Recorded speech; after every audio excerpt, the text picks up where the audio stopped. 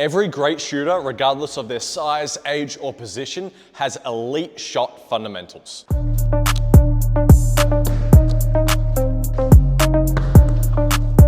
What's good, guys? It's Coach Parko here, and in this video, I'm gonna break down how to shoot the basketball with proper, repeatable form. As a 5'11" guard, shooting was something that I had to master. I shot 40% from the three-point line in college, and it allowed me to get on teams, stay on rosters, and make an impact without necessarily having the size or athleticism. And this is why I truly believe that everybody, regardless of position, needs to be able to shoot the basketball. So today I'm gonna break down everything from the feet, the hands, the rhythm, timing, everything like that. And I'm also gonna give you a few drills for you to try at home. First thing that we need to focus on is our base. Our base is very important because everything is stacked on top of each other. And if our base is out of whack, then our whole shot is gonna be out of whack too. Now, the first thing I want you to do is just get into a nice shoulder width stance. And then from there, with your dominant foot, so I'm a right-handed shooter. So with my right foot, I'm gonna bring this one slightly forward, just like that. Now, you'll hear coaches say all the time to square your feet to the rim. You don't want to do that. What we want to do is have our shooting foot, so my right foot, slightly in front and have that slight turn on an angle. That way I can have my shooting foot, knee, hip, shoulder, and hand all directly lined up to the rim. Now from here, the weight of my feet isn't purely on my toes or my heels. I'm distributing the weight straight through my feet on the left and on the right at the same time. I'm not dominant on my left foot or my right foot or on my toes or my heels. It's really important that I stay shoulder width apart because if I'm too narrow, I'm gonna lose a lot of power that I generate through my feet. And also it's harder to replicate in a game going full speed because I'm gonna be off balance if my feet are too narrow. Now, if I'm too wide like this, not only is my shot gonna be slower, but again, I'm gonna lose power from my feet. You gotta find that perfect balance where it's around shoulder width apart, where it's nice and comfortable. Your dominant leg is slightly forward and we're slightly tilted. That way our dominant side can be forward. Now we're at the point where we're nice and aligned with our feet. Our shooting foot is slightly in front. We've got that slight turn. We're nice and on balance. But now we need to talk about our hips and our shoulders. So that's the next thing that we're gonna stack on top. You'll often see players, especially when they're on the move or they're off balance, they will twist into their shot and kick their leg forward like that. The reason they do that is to help square their hips and their shoulders up mid-air to get that shot off, but we wanna try and do that on the ground before we shoot. So like I was saying before, we want the right side or the dominant side of our hip and our shoulder slightly forward, stacked on top of this foot too. If we have this slight tilt in our feet, but our hips and our shoulders are square, we're gonna end up with that twisting motion and then things are gonna be out of whack. So make sure that everything is slightly turned. That way I've got my shoulder, my shooting hand, my hip, and my shooting foot all aligned to the rim. Now that we've got our feet, our hips, and our shoulders aligned, let's talk about hand placement on the ball. Now this is a big one. Lots of players struggle with this and they build bad habits early and then it's harder to fix their shot in the future. If you can start building good habits now, I promise you your shot is gonna be so much better. So let's start off with our shooting hand. What we wanna do is try and line up either our index finger, our middle finger, or the gap between the two with the center of the ball.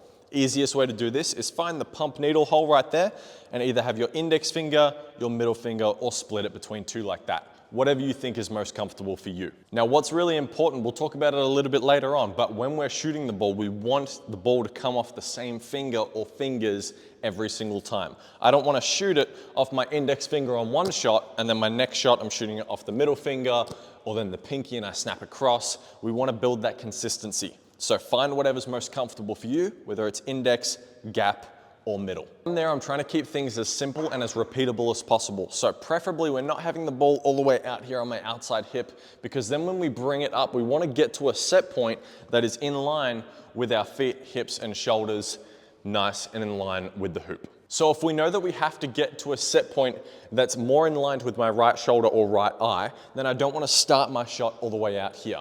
It's easier to place it either on my belly button or slightly towards my right hip, and then I can lift in a nice straight path to my set point rather than bringing the ball across like that. Now you'll hear coaches talk all the time about getting underneath the ball, but what does that mean?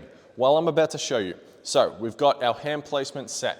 Once I get to my set point, see how my palm is facing towards the ceiling and my hand is now underneath the ball? That is what we're talking about. You always want to get to a point where you're underneath the ball.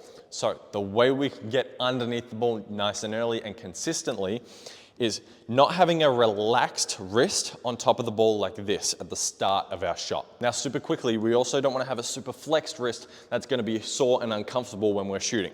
So have that natural slight hitch in your wrist just there. You're going to bring the ball up and you're going to get underneath the ball right around your face. You don't want to have that relaxed wrist where we get to here and then we have to pull the ball back to load the wrist. If you look from a side angle, my wrist isn't like this, nor is it like this. I'm in that comfortable spot where there's a slight bend in my wrist and I'm loading it as I pull the ball up. Now, the most important part of our shot with our hand placement is simply just getting underneath the ball. Once we're here, it's so much easier to shoot the ball. But where a lot of players go wrong is this guide hand. So we're going to talk about the proper hand placement for our left hand or our guide hand. I'm sure you've noticed, or you might even have this on your own shot, players will either open up like that or they will flick their thumb, and that interferes with the ball's rotation and spin. Our guide hand should only be used to help control and balance the ball, but it should have no effect on the ball's spin and rotation. An easy way to quickly eliminate that thumb flick, lots of players will thumb flick when their hands are too close, so try bringing that guide hand up a little bit higher.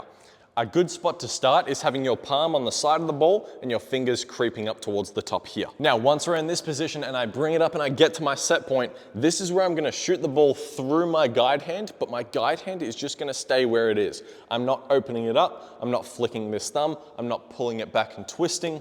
I'm simply getting here and shooting through that guide hand. Some players do find it easier to get to the set point and kind of peel off this guide hand like that. I personally find it easier to just let the ball glide through my guide hand. You'll hear that little glide as the ball pushes through your hand. Now, the last thing I'll talk about with hand placement is we want to have a relaxed shot. We don't want to have a super stiff shot. So with our hands, when we've found the center here and we're bringing the ball up, I don't want to have a tensed thumb here and this massive gap on the ball. My fingers and hands should be nice and relaxed. So there may be that small gap there, you may be flush on your palm. There's no right or wrong, it's just what's most comfortable for you. And again, we're trying to go for a comfortable and repeatable shot. If we're tensing, if we're flicking, if we're twisting, it's not going to be repeatable in the long term. Now, with the actual shot itself, after we've gotten to our set point and we go for that follow through, there's a couple of things we need to focus on. Now remember, whether it's your index finger, the gap, or your middle finger, we want to make sure the ball comes off whatever finger every single time. We don't want to have inconsistencies where it comes off the index and then off the pinky and then I snap across or anything like that. Now, once I get comfortable with that, then it's about aiming. What do we aim for? Lots of players just look at the hoop and just shoot it at the hoop. For me personally, there's always those little hooks that are on the rim that hold up the net. There's always going to be 2 or 3 of them facing you at all times, no matter where around the arc you are. So I'm always aiming at those hooks, but trying to get it over the top. Because if I aim just at them and I shoot the ball at them, my shot's going to be flat and hit the front rim every single time. So try and get it over the top of those hooks with some nice arc. There's a couple of things I want to talk about with our shot path. So once we get underneath the ball, our base is stacked, everything's in great position. Once we get here, with our release and our shot path, we don't want to end up going too high and then missing short, but we also don't want to extend out that way and miss short and flat. A good benchmark to aim for is when we get to our set point, try and aim for just above that 45-degree mark. So I'm not going straight out with a flat shot, but I'm also not going directly up and shooting it short every time. Remember, our shot path also needs to be consistent. So I'm looking around that 45-degree mark, trying to get it over the top of the hoop, not too high, not too flat, around that 45-degree mark. If I stay consistent with this shot path, not only will I be able to shoot mid-ranges, but I'll also be able to shoot it from deep, a little bit further out at the three-point line. Now, I'm sure you've seen lots of pictures of NBA players, college players, or professional players who get these cool pictures of them shooting the ball after they've released it, and they look like this, and you probably want pictures like that too. Well, fun fact, you're not gonna get those pictures if you shoot it and you bring your hands straight down. You wanna be able to hold that follow-through up at least until the shot either goes in or bangs off the rim. Because I know the last thing you want is to shoot the ball and then bring your hands down and your photographer gets a photo of you like this. That's not what you want. You want to shoot it, hold that follow through, nice and pretty. Think about that photo every time. Now, the last thing I'll say about our shot path and hand placement is that after we shoot the ball, we want to snap our wrist down rather than towards the rim. So if I'm looking at someone shooting, I don't want to see their fingers going straight towards the rim. I want to see a strong wrist snap with fingers down. Now, lots of players have great fundamentals, great basics, and a great overall structure on their shot, and they've mastered everything that we've just talked about, but they still find inconsistencies in their shot and struggle to get power because of their rhythm and timing. So for this, you're gonna have to imagine the ball and your upper body separate from your lower body. So how we're going to do this is ball and body go down together. Okay, so everything moves down at the same time. From here, we don't want to move everything up at the same time. Down, we're going to go up with the ball to our set point. Once we hit our set point, that's when we're going to extend ball and legs. Because remember, we're trying to get a lot of power through our legs, and if we extend our legs as we're bringing the ball to our set point, then we're going to lose the power from our legs and it becomes all arms. So I want to go down together, up to my set point, and then I can extend my elbow and my legs together for more power. Now, the quicker I do this, the more power I'm going to generate.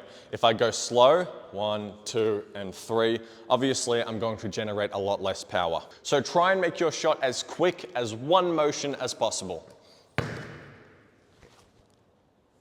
Now, as promised, here are a couple drills that you can use to work on the form in a more basic manner. So the first thing we're going to work on is loading the wrist and getting underneath the ball.